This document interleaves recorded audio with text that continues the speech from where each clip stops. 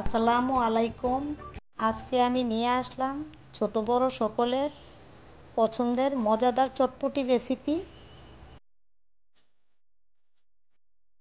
সারা রাত ডাবলিগুলি ভিজিয়ে এখন পরিষ্কার করে সামান্য একটু আদা রসুন বাটা আর স্বাদমতো লবণ দিয়ে সিদ্ধ হতে বসিয়ে দিলাম।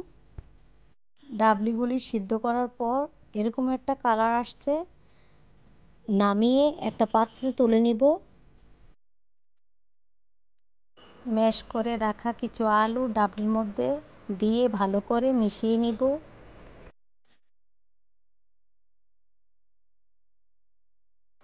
তারপর উপর থেকে চটপটি মশলা দিয়ে দিলাম।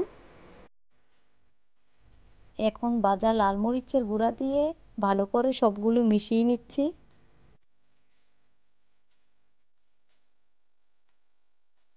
উপর থেকে দিয়ে দিব কিছু শসা কুচি, টমেটো কুচি, কাঁচা পেঁয়াজ কুচি, ধনেপাতা কুচি, দিয়ে দিলাম কিছু কাঁচামরিচ কুচি। তেঁতুলের টক তৈরি করার জন্য তেঁতুলের বীজগুলো ছেঁকে আলাদাভাবে পাল তৈরি করে নিয়েছি। তেঁতুলের টক তৈরি করার জন্য এখন দিয়ে দিলাম চাট মশলা, তারপরে ভেজে রাখা শুকনো মরিচের গুঁড়া, স্বাদমতো লবণ, সামান্য একটু চিনি, সামান্য পরিমাণ টেস্টিং সল্ট, 1 চামচ লেবুর রস, গ্রেট করা কিছু লেবু টকের মধ্যে দিয়ে দিলাম। ম্যাশ করে রাখা কিছু আলু, ডাবলি থেকে 2 চামচ ডাল উঠিয়ে টকের মধ্যে দিয়ে দিলাম। সবশেষে ধনেপাতা কুচি, সামান্য পরিমাণ পেঁয়াজ দিয়ে সবগুলো একত্রে মিশিয়ে নিব।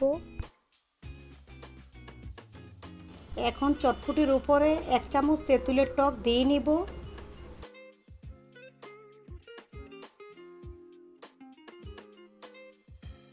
কিছু ফুচকা ভেঙে চটপটির উপরে দিয়ে দিলাম।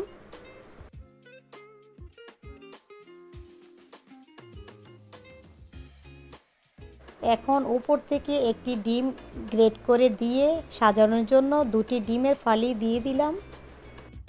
তৈরি হয়ে গেল মজাদার চটপটি।